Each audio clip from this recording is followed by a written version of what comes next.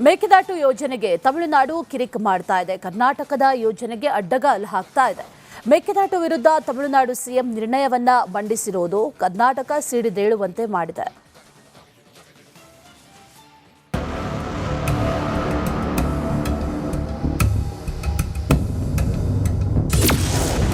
ಮೇಕೆದಾಟು ಯೋಜನೆಗೆ ತಮಿಳುನಾಡು ವಿರೋಧ.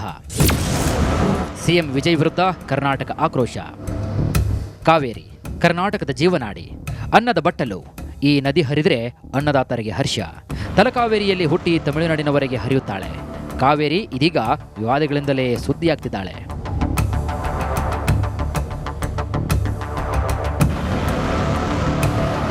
Silicon city Bengaluru ಜನರ ದಾಹ ತೀರಿಸೋಳೆ ಕಾವೇರಿ. ಮೇಕೆದಾಟು ಡ್ಯಾಂ ನಿರ್ಮಾಣ ಮಾಡಿ ನೀರು ಸಂಗ್ರಹಿಸಬೇಕು ಅನ್ನೋದು ಕರ್ನಾಟಕದ ಕನಸು. ಆದರೆ ಈ ಯೋಜನೆಯ ಭವಿಷ್ಯ ಕೋರ್ಟ್ ಕಟಕಟೆಯಲ್ಲಿದೆ. ಕೇಂದ್ರ ಸರ್ಕಾರದ ಜೊತೆಗೆ ಕರ್ನಾಟಕ ಹಾಗೂ ತಮಿಳುನಾಡು ಸರ್ಕಾರಗಳು ತಿಕ್ಕಾಟವನ್ನು ನಡೆಸ್ತಾ ಇವೆ.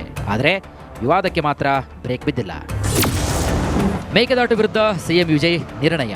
ಸುಪ್ರೀಂ ಕೋರ್ಟ್ ತಮಿಳುನಾಡಿನ ಮರುಪರಿಶೀಲನಾ ಅರ್ಜಿ ವಜಾಗೊಳಿಸಿದ ನಂತರ ತಮಿಳುನಾಡು ಈ ಯೋಜನೆ ವಿರೋಧಿಸ್ತಾ ಇದೆ. ಜೂನ್ 19ರಂದು ತಮಿಳುನಾಡು ವಿಧಾನಸಭೆಯಲ್ಲಿ ಸಿಎಂ ಸಿ ಜೋಸೆಫ್ ವಿಜಯ್ ಕರ್ನಾಟಕದ ಮೇಕೆದಾಟು ಯೋಜನೆಗೆ ವಿರುದ್ಧವಾಗಿ ಒಂದು ಬೃಹತ್ ಸರ್ವಾನುಮತದ ನಿರ್ಣಯವನ್ನು ಮಂಡಿಸಿ ಅಂಗೀಕರಿಸಿದ್ದಾರೆ.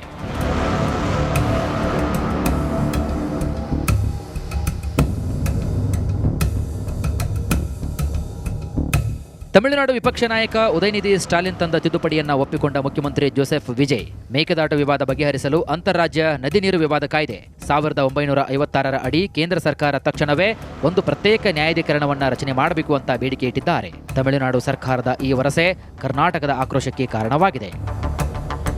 ರಿಪಬ್ಲಿಕ್ ಕನ್ನಡ, ಬೆಂಗಳೂರು.